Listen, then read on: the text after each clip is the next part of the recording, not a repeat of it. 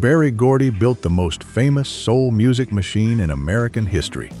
But most famous and most dominant are not always the same thing. For every era that Motown owned the charts, there was a label somewhere. In Memphis, in Muscle Shoals, in Philadelphia, in Los Angeles, in Detroit itself, that was making music Motown couldn't touch.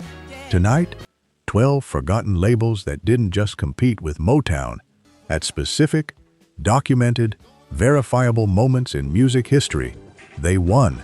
Take it back to the light. Number 12, Vee-Jay Records. The story of Vee-Jay Records begins with a pawnbroker and $500. In 1953, Vivian Carter and her husband James Bracken walked into a Gary, Indiana pawnbroker and borrowed $500. They used every cent of it to record a doo-wop group called the Spaniels. They had nothing left for distribution, so they licensed the resulting record, Baby It's You, to another label. It reached the top 10 on the national R&B chart. Vee-Jay Records was on the map. By the early 1960s, NPR would confirm, in a documented feature on the label's history, Vee-Jay Records had become the most successful black-owned record label in the United States. It was generating approximately $3 million annually, with a staff of 22. For a time, the NPR piece stated directly, it was bigger than Motown, not as famous, not as celebrated, but commercially larger. The artist who catalyzed Vee-Jay's breakthrough to a mainstream audience was a then 19-year-old named Jerry Butler. For Your Precious Love, recorded in 1958 with The Impressions, a group Butler fronted before Curtis Mayfield took over lead vocal duties, was a piece of gospel-rooted balladeering, so fully realized that it reached number 11 on the Billboard pop chart and sent the music industry into genuine competition with itself over what Butler's voice could do commercially. Berry Gordy was building Motown in the same years with the same ambition from the same regional context. But Vivian Carter, a woman, a black woman, operating in Gary and Chicago with the connections and the commercial instincts of someone who had grown up in the music business from the retail floor up, had gotten there first. Vee-Jay signed the Beatles before Capitol Records took them back. It held John Lee Hooker, Little Richard, the Dells, Gene Chandler. It collapsed in 1966 under the weight of mismanagement and the legal battle over Beatles licensing it couldn't sustain. But before it did, it had been bigger than Motown. The pawnbroker's $500 had built something remarkable. Number 11, Chess Records. Come along, oh yeah, baby. Chess Records was not a black-owned label. Leonard and Phil Chess were two brothers from Poland who had come to Chicago through the same immigration wave that brought millions of Eastern European Jews to the American Midwest in the early 20th century. They built their label on the south side of Chicago in the black community that surrounded them, signing the artists who defined the electric blues and the early rhythm and blues tradition. But what Chess Records did, in the era before Berry Gordy had fully assembled his commercial machine, was demonstrate that the black music audience was commercially significant enough to build an entire corporate infrastructure around, and that the crossover audience would follow quality rather than packaging. The sky! Muddy Waters, Howlin' Wolf, Chuck Berry, Bo Diddley, The Moonglows. Chess's roster in the 1950s was producing the musical raw material from which virtually all subsequent popular music would be built. Etta James arrived at Chess, specifically at the Argo subsidiary, and recorded At Last in 1960. The song had been a big band standard, previously recorded by Glenn Miller. The arrangement Ralph Bass and Riley Hampton built for James transformed it from a swing-era artifact into the definitive declaration of romantic arrival in the history of soul music. The dream, I found a dream. Etta's voice, its controlled raw power, the specific way it sat between gospel and blues without fully committing to either, produced a performance so complete that covering it has felt presumptuous to everyone who has attempted it since. A thrill that At the moment At Last was recorded, Berry Gordy was in the early stages of Motown's commercial development. The female voice that would define the emotional center of soul music was not on his label. It was on Chess. have never known. Oh, yeah. And while Chess could not sustain its commercial position into the era Motown came to dominate, it had established the sound and the commercial proof of concept that Berry Gordy's entire enterprise was built to continue. We're in heaven. Number 10. King Records. Sid Nathan founded King Records in Cincinnati in 1944 and ran it with the specific commercial philosophy of a man who believed that the music business was a business first, that the records he released were products, that the artists he signed were suppliers, and that the relationship between label and artist should be structured accordingly. He was not a visionary in the artistic sense, but he built an infrastructure that James Brown used to produce the most influential single body of work in the history of black popular music. Please, Please, Please was James Brown's first major hit for King Records in 1956, a piece of raw gospel-rooted pleading that sounded like nothing else on radio in 1956, and that established the parameters of what Brown would spend the next 3 decades developing. He was 23 years old. He had the full physical commitment, the specific vocal urgency, and the absolute command of a performance that would eventually make him the most imitated performer in the history of popular music. King Records gave Brown something Motown never gave its artists: the freedom to develop his own sound without the label's A&R process, filtering it toward crossover palatability. The result was a recording catalog that, in terms of its influence on subsequent music, may be the most important in American history. When hip-hop producers began building tracks from drum breaks in the 1970s and 1980s, they reached for James Brown's King Records catalog. The Motown catalog was not what they needed. They needed something rawer, more rhythmically direct, more rooted in the physical experience of performance, and King Records had captured it. Brown's relationship with King Records was not without its own exploitation. Nathan held his masters, paid modest royalties, and controlled the commercial infrastructure. Brown eventually bought his masters back, but what King Records documented across nearly 20 years of James Brown recordings was the single most comprehensive document of a black musical genius developing in real time that the 20th century produced. Number 9. Stax Records. She gets weary. By 1966, there was a genuine argument happening in American music criticism and in the commercial soul market about what soul was supposed to sound like. On one side of the argument was Detroit, Motown's polished, string-laden, commercially crafted recordings that had proven their crossover appeal, but that some listeners felt had traded something essential for their pop accessibility. On the other side was Memphis, Stax Records on Macklemore Avenue, where Booker T and the MGs served as the house band, and where the soul that came out of the studio had a rawness, a physical immediacy that the Detroit machine seemed incapable of producing. Otis Redding was the argument made flesh.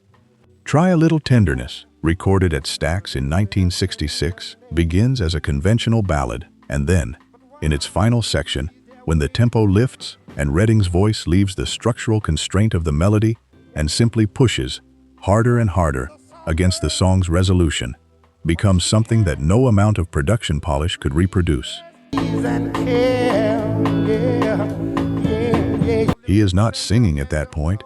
He is doing something that cannot be notated or arranged or quality controlled. He is feeling it, in real time, in a recording studio on Macklemore Avenue, with Booker T on the organ and Al Jackson holding the tempo behind him. Motown could produce perfect records. Stax could capture moments. Both things have value, but in 1966 and 1967, the critical consensus shifted decisively toward the Stax approach, and Otis Redding was the reason. His Monterey Pop Festival performance in June 1967 introduced the Memphis soul tradition to the rock audience and made Motown's polished formula seem, momentarily, beside the point. Redding died in a plane crash on December 10, 1967. He was 26 years old. The momentum he had built at Stax did not die with him. It continued through Sam and Dave, through the Bar-Kays, through the entire arc of Stax's commercial and artistic peak. Motown had the bigger commercial machine. Stax had the sound that history decided was more important. Number 8. Fame Studios / Atlantic. Rick Hall built Fame Studios in Muscle Shoals, Alabama in 1960. In the specific geographic and cultural space between black gospel, country blues, and the emerging commercial R&B market that the Deep South contained in abundance, and that the commercial music industry had largely not figured out how to access. The musicians he assembled, the original Muscle Shoals Rhythm Section, a group of young white musicians who played with the instinctive soul fluency of people who had grown up in the same musical culture as their black neighbors, became the most sought-after session band in the country. Wilson Pickett arrived at Fame in 1966 after Atlantic Records producer Jerry Wexler had made the specific, documented decision to send his hardest-shouting soul artist to the studio that might be able to match that energy with a rhythm track. Land of 1,000 Dances was one of the recordings that resulted. The song, built on a riff that had been circulating through the soul and R&B world in various forms, hit number 1 on the R&B chart and reached number 6 on the Hot 100 in the summer of 1966. What Muscle Shoals gave Wilson Pickett that Motown could not have given him was a production environment calibrated to rawness rather than polish. The Fame Rhythm Section played with an urgency that came from the same emotional place as Pickett's voice, locked in, insistent, driving forward. That's it. The combination produced recordings that on the R&B chart consistently outperformed what Motown's equally or more commercially sophisticated productions were doing simultaneously. The South had the soul that Detroit was packaging. Aretha Franklin recorded the sessions that made her career at Fame Studios in January 1967, before a personal crisis ended the sessions and they were completed in New York. The combination of Fame's rhythm section and Atlantic's production sensibility produced recordings that set the commercial and artistic standard for female soul in a way that directly challenged Motown's dominance with Diana Ross and the Supremes. If you're locked into this one, most people scrolling past these songs have no idea what it took to make them. We digs that history back up, one record at a time. The subscribe button costs nothing, and it means you won't miss the next one. Number 7. Atlantic Records. Atlantic Records was not a soul label in the way that Motown was a soul label. It was a major independent, founded by Ahmet Ertegun and Herb Abramson in New York in 1947, with a roster and a commercial history that ranged across jazz, R&B, pop, and eventually rock. What it had that Motown did not was the specific willingness to let an artist's vision determine the recording, rather than having the label's production system filter every recording through its own aesthetic requirements. Aretha Franklin had been on Columbia Records for 6 years before she signed with Atlantic in late 1966. Columbia had attempted to make her a conventional pop artist, albums of standards, polished production, a commercial positioning that treated her extraordinary gospel-rooted voice as an instrument to be deployed in the service of songs that didn't require it. It was a catastrophic misalignment of artist and label philosophy. Jerry Wexler at Atlantic understood immediately what had been wasted. He sent her to Muscle Shoals and then brought her to New York. Respect was recorded in February 1967. It reached #1 on the Hot 100 and #1 on the R&B chart. It became the anthem of civil rights and women's liberation simultaneously, and it established Aretha Franklin, now on Atlantic, not on Motown, as the greatest soul vocalist alive. For the remainder of the decade, Aretha's Atlantic recordings set the standard against which all other female soul music was measured. Diana Ross and the Supremes had Motown's full promotional machine. They could not touch what Aretha was doing at Atlantic. The label that let Aretha be Aretha had dethroned the label that had tried to make Diana Ross the face of Black American femininity. The comparison was not close. Number 6. High Records. High Records was founded in Memphis in 1957 and operated throughout the 1960s as a modest regional operation, producing moderate commercial success. When Willie Mitchell became the label's primary producer and house band leader in the mid-1960s, he began developing a specific recording philosophy, intimate, close-mic'd, with a rhythm section built around the specific organic sound of the high rhythm section at the Royal Studios on Willie Mitchell Boulevard. That was the direct commercial and aesthetic opposite of what Motown was doing. Motown layered strings. Motown used orchestral arrangements. Motown polished its recordings to a surface that reflected the commercial ambition of the label and the specific demographic it was targeting. High Records, under Willie Mitchell, stripped everything down to its barest elements: bass, drums, guitar, organ, piano, voice, and let the combination breathe rather than filling every available sonic space. When Al Green arrived at High Records in 1969 and Mitchell recognized the specific quality in his voice, the ease of transition between chest voice and head voice, the warmth that his gospel training had given him, the label built its entire recording philosophy around that voice. Let's Stay Together, released in 1972, went to #1 on both the Hot 100 and the R&B charts simultaneously. It was the most intimate major soul hit in years, the opposite of spectacle, the sound of a room with 2 people in it. At the precise moment when Motown was in commercial transition, relocating to Los Angeles, losing its classic-era HDH-produced sound, navigating the post-Detroit period, Al Green's High Records run produced recordings that became the critical benchmark for what soul could be. The intimate, scaled-down approach that High had perfected had commercially outperformed the elaborate sonic machinery of the world's most famous soul label. Number 5. Philadelphia International.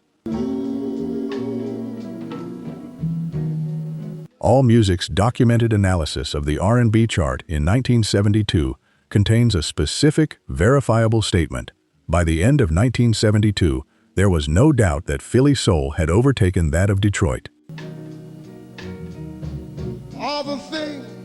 For 12 consecutive weeks, from September through December 1972, every record at the top of Billboard's Soul Singles chart was either rooted in or supported by Philadelphia's network of songwriters, producers, and session musicians. That we've been through. Philadelphia International Records, founded by Kenny Gamble and Leon Huff in 1971 in partnership with CBS Records, had built a house sound as distinctive as anything Motown had produced in its peak decade. The MFSB house band, Mother, Father, Sister, Brother, was the Motown Funk Brothers' direct Philadelphia equivalent, a core of extraordinary session musicians who appeared on virtually every significant record the label produced. Because we only act like children. Tom Bell and Linda Creed wrote and produced alongside Gamble and Huff, with a consistency that matched, and at specific moments surpassed, the Holland-Dozier-Holland creative peak. If You Don't Know Me By Now was produced by Gamble and Huff and recorded by Harold Melvin and the Blue Notes, specifically by a 21-year-old drummer-turned-vocalist named Teddy Pendergrass, who had been brought forward as lead voice in a group whose commercial trajectory was immediately transformed by the decision. The song hit number 3 on the Hot 100 and number 1 on the R&B chart. It was the record that announced to the American music industry that Philadelphia International had not just arrived, it had taken command. For the next 3 years, until the 1975 federal payola investigation began consuming the label's financial and reputational resources, Philadelphia International was the most commercially dominant soul operation in the country.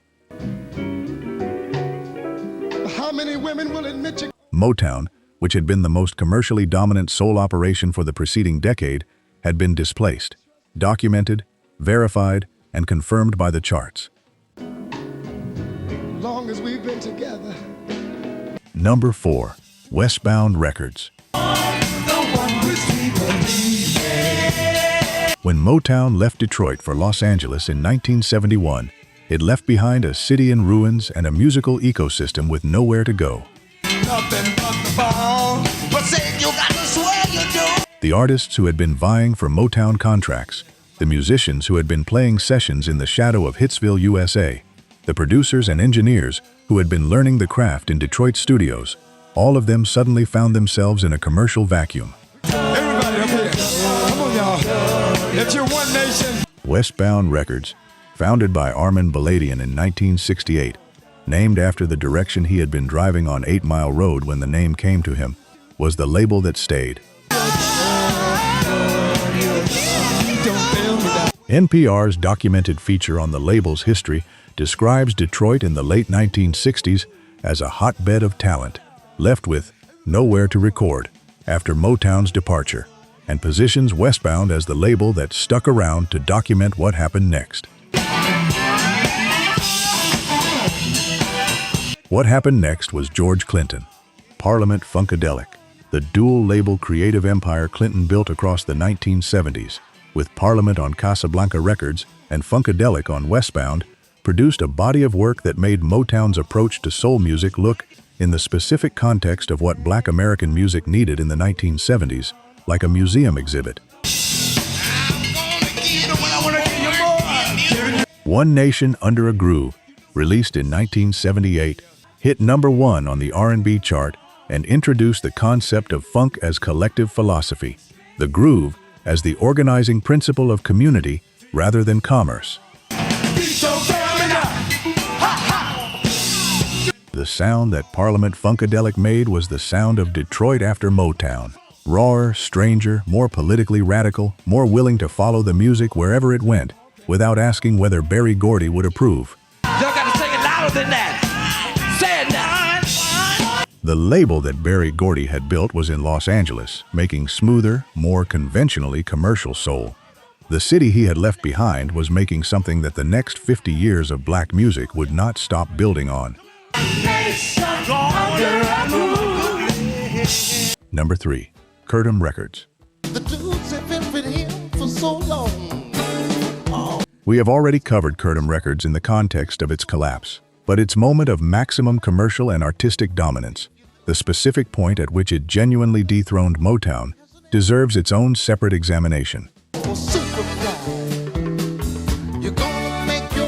In 1972, while Motown was releasing solid but commercially modest material during its post-Detroit transitional period, Curtis Mayfield released the Superfly soundtrack on Curtom Records.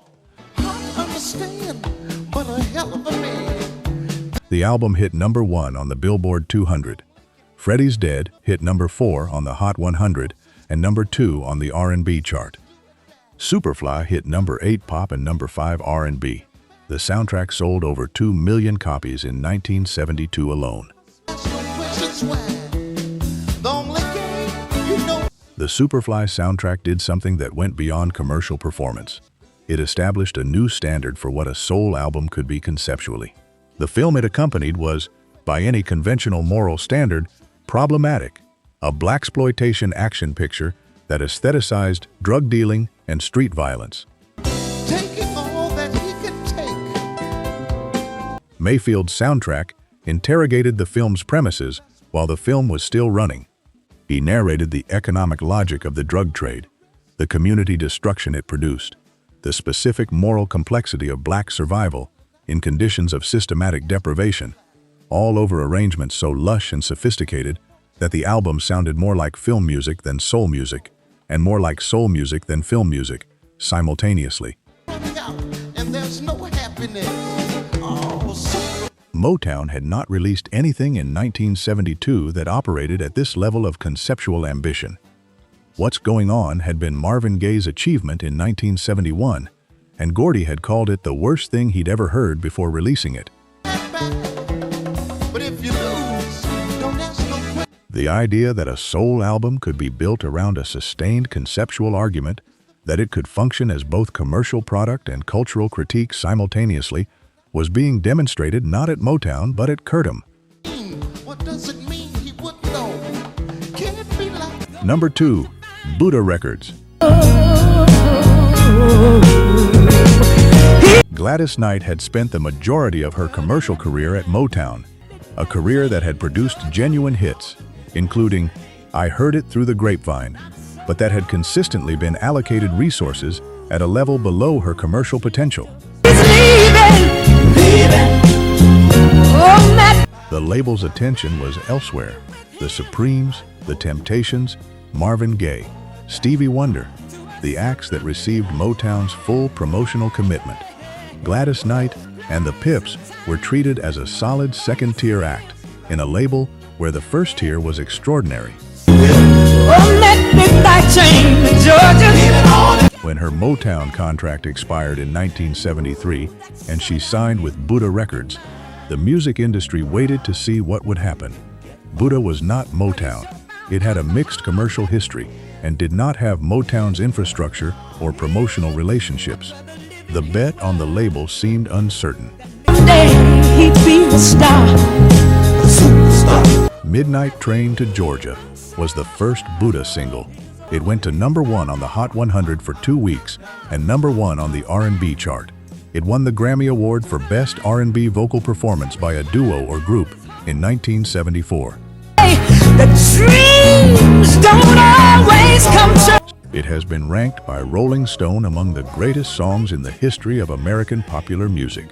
Gladys Knight's commercial ceiling, the height at which her recordings could perform with full promotional support, was demonstrated immediately on the first single she released after leaving Motown. He once knew, oh yes he did, he said it. The implication was not subtle.